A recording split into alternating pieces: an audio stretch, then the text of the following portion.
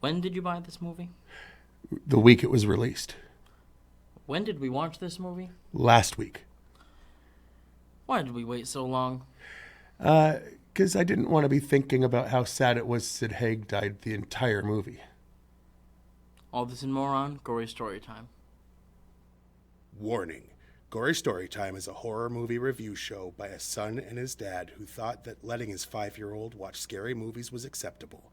If you are offended by horror or talk about blood and gore by a child, or if you don't want horror movies from the 60s through today spoiled, then there is a remote stuck in your couch cushion next to potato chip crumbs.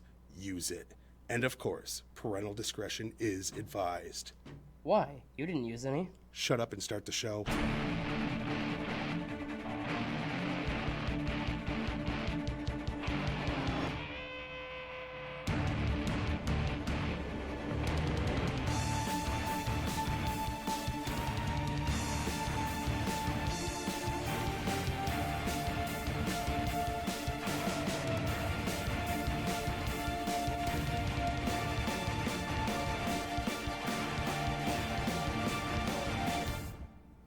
Welcome to Gory Storytime. I'm your host, Jason. I'm his co-host and his father, Craig, and this week we're starting a series of 4. The last 2 weeks we just did some newer releases, but now we're going to do a series of 4 sequels that, for whatever reason, we took forever to watch. And that's probably what the questions are going to be for each one. Why did we wait so long? Yeah, that's a good question. It is, because I did buy this the week it came out on DVD. So why did we just watch it? It's been a couple of years. That's weird. It was still in its plastic. Yeah. I had to open it. So, for different reasons, we had met some different horror people and stuff, and, just the idea of knowing that Sid Haig died and we would never have a chance to meet him. And we met his one co-star, of his co-stars, the guy who played Otis. Co-stars, yeah. So, yeah. Bill Moseley's like a horror huge person huge.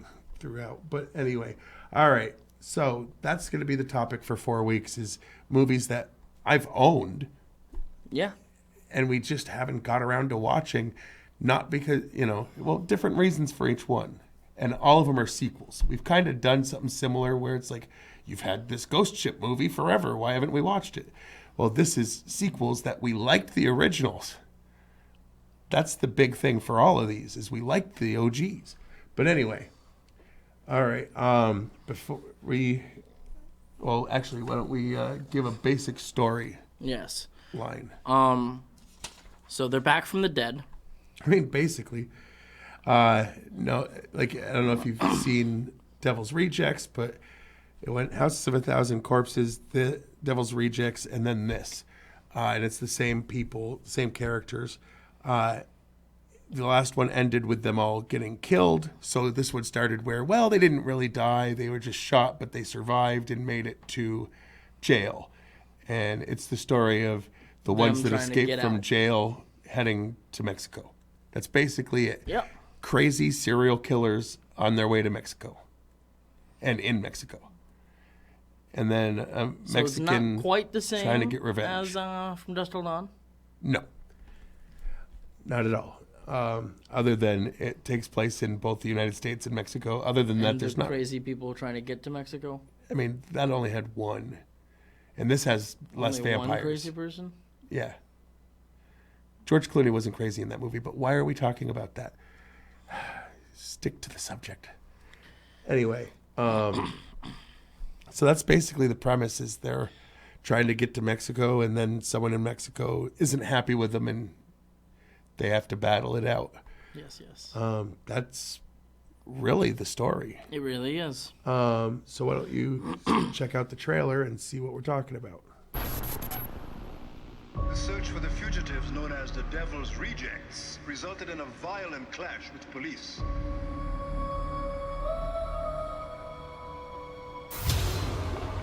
Chances for survival are less than 1,000,000 to 1.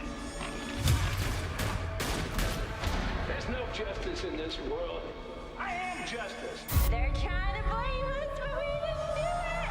Free the three! Free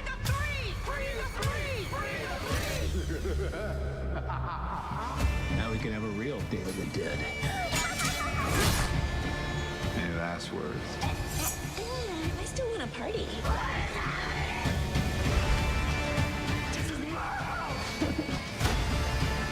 I'm just a clown dancing for the sins of mankind. You may just go. This is my death factory. You are the product. I love it. Like that. Hello, America. Did you miss me?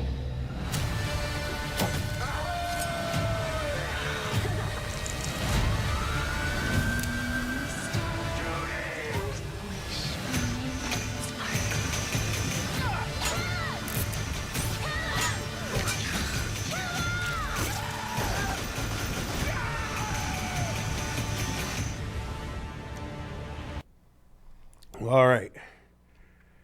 Some of the facts we're going to get to are going to talk, or at least one of them is going to talk about Sid Haig, because it's a big deal for this franchise, but we'll get into that in a minute. But first, the thing we really got to do is explain why we're doing this show. Because even though we say it week after week after week, people come up to us and they're like, you love horror movies. And it's like, I mean, yes, but what we really love is money. Money, money, money, money, money, money. We are capitalist, money-loving people. And how do we make money doing a show for free on local community television? Greed. Well, we read these commercials from people that pay us money, money, money, money, money, money, money. Oh, yeah. And we swear these actually exist and you can purchase them or go to them or do them or whatever they are. Right. And this week we had, a paper airplane made out of a check fly into our house for all sorts of money for us to advertise these fine products. Yes. Gory Storytime is brought to you by Zombie World, not to be confused with the movie Zombieland. Zombie World is a theme park based on the music and movies of Rob Zombie. Check out our Dragula bumper cars, the Haunted House of 1,000 Corpses, and the Hall of Sherry, with nothing but animatronic Sherry Moon zombies based on each of his movies. There's the White Zombie Club and more. Zombie World. Come for the fun, leave if you can. And by the Mexican Stereotype Tourism Board. We help you plan a Mexican vacation that shows you only the worst of the country. Drug cartels, violence, prostitution, donkey shows, and more. So if you are a person who thinks poorly of Mexico as a whole, for whatever reason, we'll give you just what you expect. The Mexican Stereotype Tourism Board. You already hate us, so why should we try? All right. Anyway, anything else you want to say before we get into the behind-the-scenes info? Go watch the movie. He says that every week. Do it anyway. Because he always feels a little bad, not really, about spoilers. But we try not to do too many. I mean, I learned beforehand that Batman was going to die in Endgame, so... You're an idiot. Dumbass. All right. You want to go first? Yes. Let's get into what do you call it? Meat and beef. Why do you call it that? Because, as I like to call it, it's the meat and beef of the show. No, I was trying to make you change it up, and you ruined it. How did I change it up? How do I You didn't change it up. You tried to do it the same, but it doesn't sound right that way. Yeah. Just start. Sadly, actor Sid Haig, who played Captain Spaulding, died only 5 days after the movie was released theatrically. Director Rob Zombie revealed that the original script had a larger role for Sid Haig, However, upon receiving word that Haig was in the hospital recovering from surgery, Zombie visited him and was alarmed at the drastic changes in his physique, most notably a significant amount of weight loss. Zombie realized Haig's health was in serious question and had to reconsider Captain Spaulding's prominence in the story, but he wanted to keep Haig in the film because Lionsgate was going to shut it down without Haig. No Haig, no film. Wow. Yeah. Plus, he was friends with the guy. Like, of course he wanted to. The movie poster featuring the black and white eyes, mugshot style Nope, not that one. photos across the bottom and striking red font is meant to be a reference to the poster for 1976's Helter Skelter. That's not the same poster. No. If we knew ahead of time, we could have sent him that poster, and it would have. But it doesn't matter. If I had been thinking of it, we have a signed picture of Otis Driftwood That's true. We do. from this movie. Well, no, we have it from the actor who plays Otis. Well, yeah, but it's still from this movie. But it doesn't say Otis Driftwood, you dummy. Yes, it does. He didn't sign it Otis. It's the picture. It's the picture they're describing of him in the mugshot holding But the name that he- says Otis Driftwood. But he didn't sign it that way, you dumbass. That's what I'm saying. Anyway, post-production was postponed for 5 months due to Rob Zombie and Marilyn Manson's tour at the time. In the film, the song Inagata Davida plays. Same song was requested by Bill Moseley's character Chop Top in Texas Chainsaw Massacre 2. Which we reviewed also. Recently. I mean, a few months ago, but yeah. The character of Carlos Perro was wearing one of Rob Zombie's iconic hats. Okay. As he frequently did in all of his films, Rob Zombie cast 13 people who appeared in his earlier movies. Sherry Moon Zombie, Bill Moseley, Sid Haig, Jeff Daniel Phillips, Richard Brake, Sylvia Jeffries, Dee Wallace, Clint Howard, Daniel Roebuck, Sean Whalen, Richard Reel, Danny Trejo, and Dwayne Whitaker. So all of them had worked with him at least once before. And Some they of them can all be Sherry seen Moon, in this movie. have been in basically all of them. So not basically. I think it's all of them. Sherry Moon Zombie had to take archery lessons to learn how to properly use a bow and arrow, which makes sense. Yes. Quite a few of the sets located on the 20th Century Fox backlot were heavily featured in the MTV series Teen Wolf, with hardly any modifications made from the show's set dressings. So they left it just the way Rob Zombie left it, and Teen Wolf was like, well, we could just use that. What he did was better than what we would have done, basically. The name of the motel in Durango, Mexico, Estrella del Motel, doesn't really make any sense. Translated to English, it's Star of the Motel. Well, Richard Brake character Winslow Foxworth Coltrane claimed to have night blindness. When they pull up at the first motel, Otis Driftwood moans he's tired as he's doing all the driving. Has to be a throwback when Jerry Goldsmith claimed the same in House of a Thousand Corpses when his friend Bill Hudley is moaning just like Otis B does in this. Firefly, Captain Spaulding, and Otis Driftwood are also names of characters that were played by Groucho Marx in Groucho Marx Brothers, or the Marx Brothers movies. The motel from Three from Hell the motel room the Three from Hell are given when they arrive in Durango, Mexico, is decorated with paintings of Emiliano. Okay, that one. Zapata. This is inaccurate. He was a warlord from southern Mexico during the country's revolution. The main warlord of the time from northern Mexico was Doroteo Arango, a.k.a. Pancho Villa. Okay. Or Villa. To this day, the Northern Mexico Pancho Villa continues to be a legendary folk hero, an idol, and a revered figure. Zapata is at best ignored, and at worst reveled in Reviled. Whatever. Just like the Villa, whatever, in southern Mexico. This film was shot entirely in Los Angeles, including the Mexico part. Makes sense. Dee Wallace's character is an homage to the main character, I don't know. Ilsa. in the movie Ilsa. All right. The Wicked Warden. Ilsa the Wicked Warden, also known as Ilsa the Mad Butcher. See, Okay. Wanda the Wicked Warden and Greta the Torturer. it had all 4 names, different times. Okay. On the film's third night in theaters, it was screened as a double feature with The Devil's Rejects.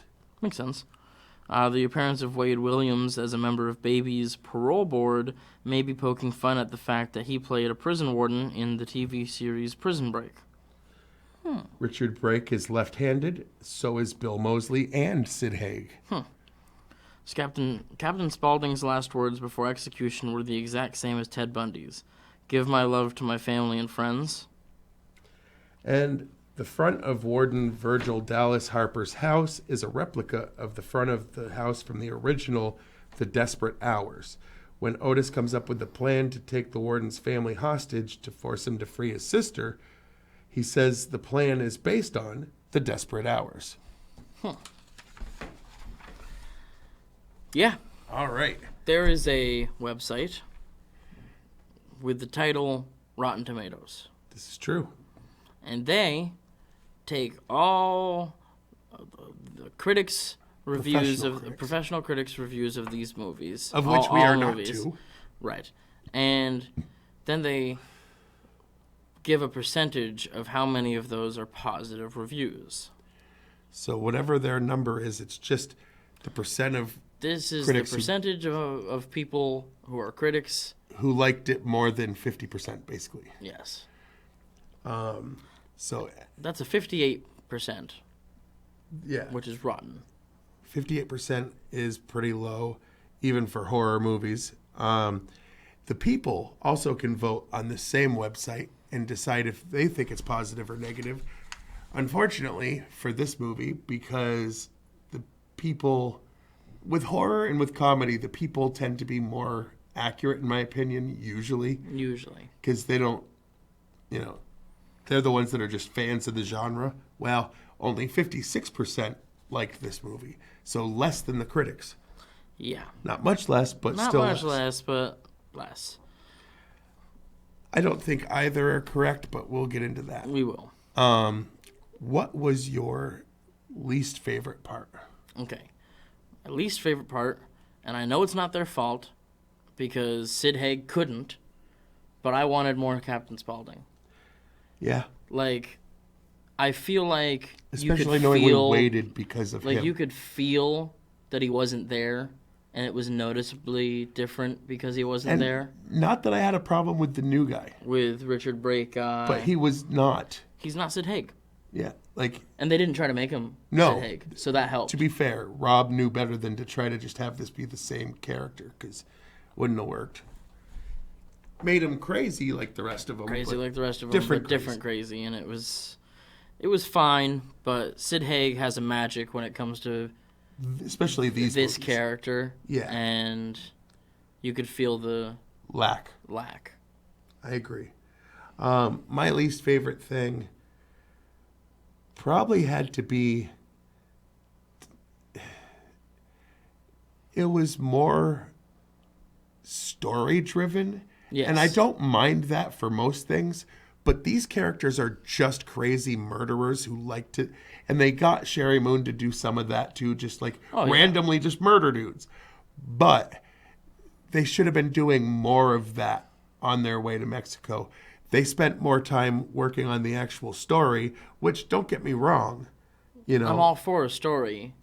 but These characters don't want a story. House of a Thousand Corpses, Devil's Rejects, in this, all you need is a basic story. And this had And just it let was, them it was really trying. run all sorts of mucks. Yeah, I can agree with that. What's your favorite scene or favorite part? Well, the senseless killing. I mean, because they did have Some. and it was great. Oh, yeah, it was violent. I mean, like, spoiler alert, but the big finale of them versus the Mexican drug cartel, Well, don't get into how it ends, but just, it's bloody and it's fun. it's disgusting and it's awesome. All right. My favorite thing had to be, honestly, it was just, It was refreshing seeing a zombie movie without Sherry Moon. Oh, wait, no. No, it's definitely not that. I don't think we'll ever see that. No. They seem truly in love, and I don't expect that to change. Good for them, by the way. Yeah. But- I don't have a problem with that. I actually like her acting. A lot of people complain about it, but Underworld, on the other hand. she doesn't. Well, that's not her. No. So let's get back to what my favorite part is. I guess my favorite part would be that they didn't just look at his sickness, Sid Haig, as a way to just go, I guess we're not doing this. You know what I mean? Like, Lionsgate was thinking about shutting it down without him, and I like that Zombie tried to figure out a way to keep him in Still it. keep him. Because I like this series, and, they needed to introduce a new character if it's going to move on, and it kind of gives a little respect to the character of Captain Spaulding. You know what I mean? It does. So I guess it's just, I hope they don't go too far by doing like more of these without him, because he'll be You're gonna noticed. feel it. I felt it in this, that he wasn't there as much, but like to give him one more thing before he passed. Was awesome. Yeah. Especially since it's a thing he had become well known for. Yeah. I mean, his face is synonymous. That's how, synonymous I think with that's the Captain character you Spaulding. met him through. It absolutely is. Right. We've seen him in other stuff since, but this was where you were like, oh, this dude. And it was good to see him again. It was.